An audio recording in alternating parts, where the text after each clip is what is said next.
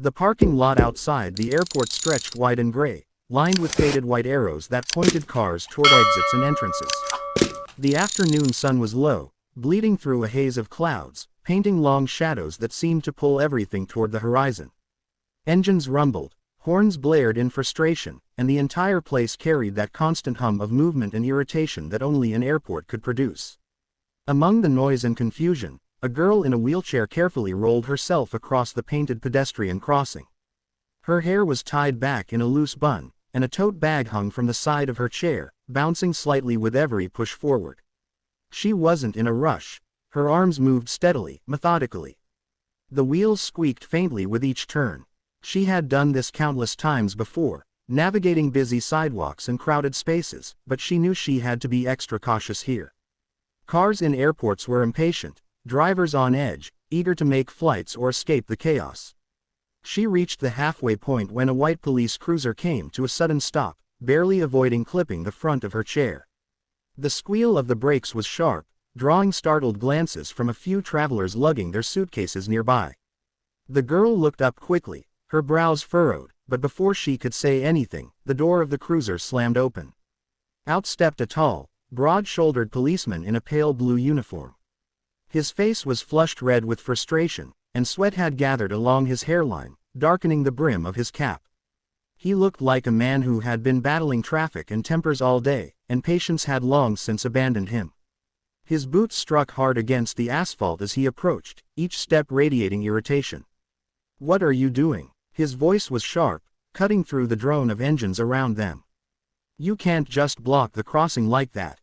The girl froze. For a moment she thought she had misheard him. Block the crossing. She was using the crossing, the one space marked out specifically for people on foot, or wheels, to get safely across. She opened her mouth to explain, to defend herself, but the officer didn't give her the chance. He waved his arm in a dismissive arc and then, with sudden aggression, leaned down and shoved the side of her chair, his hand striking her arm in the process. The force wasn't enough to knock her over, but it jolted her back against the seat and set her wheels spinning sideways. The sound was loud, a metal-on-asphalt scrape that drew a chorus of gasps from the bystanders who had begun to take notice. Her heart raced, her breath caught somewhere in her throat. The sting on her arm was sharp, but it wasn't the pain that brought tears to her eyes. It was the humiliation, the fact that in one careless, angry motion, this man in uniform had reduced her to a spectacle. A girl in a wheelchair being shoved aside, treated like an obstacle instead of a person. The crowd around them grew thicker.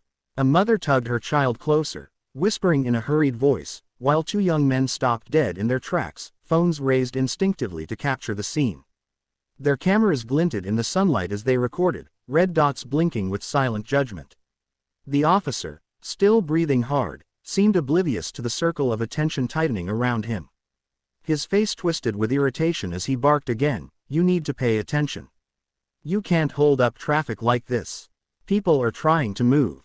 He gestured toward the waiting cars, as though they were the victims in this moment, their engines idling impatient rows.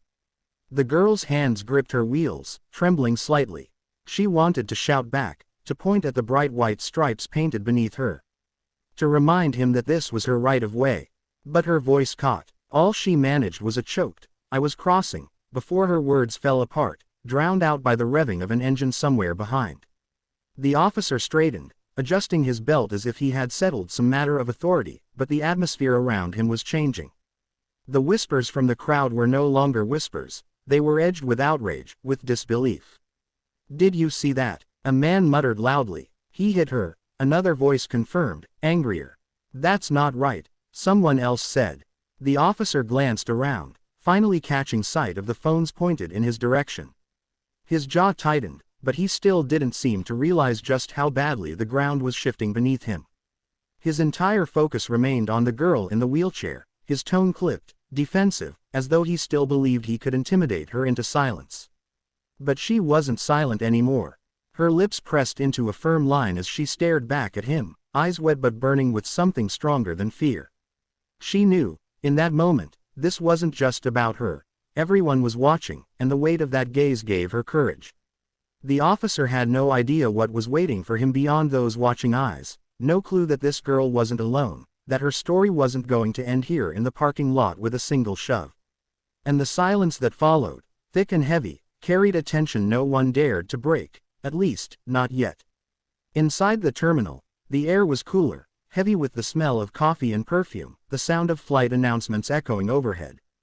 Travelers bustled past, pulling rolling bags behind them, speaking in half-hurried voices as they tried to find gates, families, or rides. And through the tide of strangers, a man in a dark suit walked with purpose. His stride was steady, unhurried, but his eyes were sharp, scanning every corner of the space as though he carried with him both responsibility and vigilance. He was tall, his shoulders squared, his face clean-shaven, though a crease of worry had begun to deepen between his brows. His phone buzzed in his pocket, but he ignored it. His attention had been locked on a single task since he landed, meeting his daughter outside, helping her through the crowded chaos. He knew her routine. She was independent, proudly so, but he also knew how the world sometimes looked at her chair before they looked at her face. It was a father's instinct to watch, to be ready, even when she insisted she didn't need him to. As he moved toward the glass doors, the energy of the terminal shifted. A cluster of people had gathered by the windows overlooking the parking lot.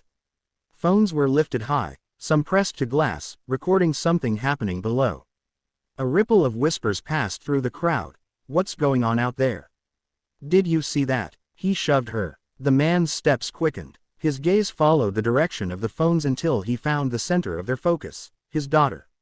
She sat in her wheelchair just beyond the crosswalk, her small figure surrounded by strangers, her face pale with shock. And towering over her was a uniformed officer, his body language loud with authority, his gestures sharp and dismissive. The father's breath went cold in his chest. The sound of the terminal around him seemed to blur, every announcement and every footstep drowned by the sharp drum of his pulse in his ears. He pushed through the curious onlookers, his stride now urgent, his dark suit parting the crowd as he moved toward the exit. By the time he reached the sliding doors, the murmurs of the crowd outside had grown louder. Travelers who had been on their way to taxis or shuttles stopped to form a loose ring around the officer and the girl. The man in the suit stepped into that circle, his presence quiet but commanding. His eyes swept over his daughter first, her trembling hands gripping the wheels of her chair, the bruise beginning to form along her arm. His chest tightened, but his face remained composed, controlled, the way years of training had taught him to be. "Are you okay?" His voice was low, but gentle, breaking through the noise around her. Her eyes lifted, wide with a mix of relief and guilt. "Dad," her voice cracked, but the word was enough. He crouched beside her, placing one steady hand on her shoulder. She nodded faintly, though her eyes glistened. That was all he needed to see. Then he stood. The officer, still caught in his defensive tirade, blinked as the man in the suit rose to his full height before him. "Sir," she was in the way. "This is a busy zone, and she..." Enough. The single word cut sharper than any shout. It wasn't loud, but it carried weight, the kind that turned heads and silenced protests. The officer's mouth closed with a click, but his stance was still stiff, his chin raised in defiance. The man in the suit reached into his jacket pocket, his movements measured and deliberate. He withdrew a leather badge case, flipping it open with a practiced hand. The silver and gold emblem gleamed under the fading sunlight, unmistakable, undeniable. 3 letters stamped into authority, FBI. Gasps rippled through the crowd. The officer's expression faltered, his eyes flicking to the badge, then to the man's face, then back again as if hoping it was some mistake. His lips parted, words caught in his throat, but nothing came. "This girl," the agent said, his voice steady, every syllable sharp as glass, "is my daughter." Silence swallowed the parking lot. The officer's chest rose and fell quickly, the color draining from his face. The authority he had tried to wield just moments ago seemed to dissolve under the weight of the revelation. Around them, bystanders whispered louder now, emboldened by the truth they were witnessing. The officer had struck not just a young girl, not just a disabled child, but the daughter of someone whose power could not be dismissed or bullied. The agent took a step closer, his eyes locked on the officer's. "You shoved her. You laid hands on her. You humiliated her in front of all these people. And you think this ends here?" The officer stammered, finally finding fragments of words. I didn't realize. She was in the way. I didn't know. You didn't know who she was, the agent interrupted, his tone cutting clean through the excuse. But you should have known who you are. A uniform is not a license for violence. Not against anyone. Not today. Not ever. The crowd erupted in murmurs again, phones lifted higher, capturing every word, every glance. The agent didn't look at the cameras. His attention never wavered from the man before him, the officer shrinking under the weight of his gaze. And beside them, the girl straightened slightly in her chair, the sting of humiliation still fresh, but now tempered by the unwavering presence of her father at her side. For the first time since it happened, she let herself breathe fully, knowing this moment was no longer hers to bear alone. The circle of bystanders had tightened, the hum of whispered disbelief growing louder until it felt like the air itself was vibrating with tension. Phones hovered like silent witnesses in every direction, their tiny lenses fixed on the confrontation, recording every flicker of expression, every syllable spoken. The officer stood frozen, his jaw set but his eyes darting nervously, as if he had only just realized the ground he stood on was collapsing beneath him. The agent, tall, unyielding, kept his gaze locked on the man before him. He didn't raise his voice. He didn't need to. His presence carried its own gravity, a calm authority that spoke louder than any shout. You think you can shove my daughter because she doesn't move fast enough for you? He said, each word deliberate. You think the uniform on your chest protects you from accountability? The officer swallowed hard, his Adam's apple bobbing. He looked at the crowd, at the dozens of faces staring back, and for the first time, he seemed to register the full weight of what he'd done. The badge on his chest no longer felt like a shield, it looked like a spotlight burning into him. His lips parted, and he tried again. Sir, it was a misunderstanding. I didn't mean. You didn't mean. The agent stepped forward, his shoes clicking against the asphalt with a sharpness that cut through the parking lot's noise. He stopped just inches away, lowering his voice but not his intensity. You laid hands on a disabled girl in broad daylight. You didn't mean for everyone to see it. Or you didn't mean to get caught. A sharp murmur rippled through the onlookers. Someone muttered, he's finished. Another voice added, that's assault, plain and simple. The officer's cheeks burned crimson, and his hand twitched at his belt, hovering near the radio clip there, though he didn't dare touch it. The girl sat in her wheelchair at the center of it all, her heart thundering in her chest. The sting on her arm was still there, but now it felt drowned beneath the rush of adrenaline, of power shifting before her eyes. She watched her father stand firm, watched the officer shrink, and for the first time since the shove, she felt seen, not as someone who needed to be pushed aside, but as someone worth standing for. Her lips pressed together, her chin lifting slightly. The agent didn't look away from the officer. You know what the difference between you and me is? He asked, voice like steel. I wear this badge. He tapped the FBI emblem in his hand, to protect people, not to harm them. You've disgraced yours today, and you've done it on camera. The officer's eyes darted to the crowd again, dozens of phones still raised. The reality hit him in waves. Every angle, every second, captured. It wasn't just this man's word against his. It was the truth, undeniable, unspinnable, living in the devices of strangers who would make sure it never disappeared. Please, he finally managed, his voice cracking. I didn't know she was your daughter. The agent's stare hardened, his voice dropping low, more dangerous than any yell. You shouldn't have to know who she belongs to. She's a citizen. She's a child. That should have been enough. The words landed like a hammer. Even those in the crowd felt the weight of them, their silence now reverent, almost heavy. The officer shifted on his feet, sweat gathering at his temple, his hands uncertain, caught between wanting to defend himself and knowing there was no defense left. The agent turned slightly, just enough to glance at his daughter. She met his eyes, and he gave the smallest nod, a promise unspoken, I've got this. Then he faced the officer again. This isn't over. You'll answer for this. Every second of it. A beat of silence passed before the agent pulled his phone from his jacket, dialing with a speed that suggested muscle memory.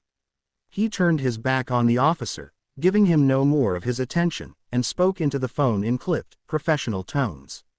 The crowd leaned in, catching only fragments. Assault, uniformed officer, immediate action. The words were enough. The officer paled. As the call ended, The agent crouched once more beside his daughter, his tone soft now, almost tender. "You okay to move?" She nodded, her voice too tight for words, but the resolve in her eyes was clear. Together they began to wheel toward the waiting black sedan parked at the curb, the crowd parting instinctively, whispers following them. Behind them, the officer remained rooted in place, his authority stripped away, his fate sealed by the blinking red lights of a dozen recording phones. Every camera caught the image of him standing there, not as a figure of control, but as a man exposed. And as the father and daughter disappeared into the car, the silence of the crowd broke into a wave of voices. Outrage, vindication, applause from a few who couldn't hold it in. The story had already escaped into the world, unstoppable now, carrying with it the truth of what had been done and the reminder that justice sometimes arrives quietly, in the measured voice of a man who knows his power, and uses it not to dominate, but to protect. The officer's knees weakened, but he didn't fall. Not yet. That would come later, when the full weight of what he had lost crashed down. For now, he could only stand there, watching the car fade into the distance, the eyes of strangers burning into him like 1,000 unspoken verdicts.